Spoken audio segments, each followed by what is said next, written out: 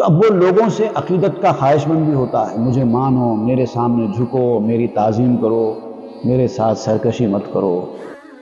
کرو فرو آب و تابو رنگ بھی، فخر دنیا خاں مراؤ رکن بھی۔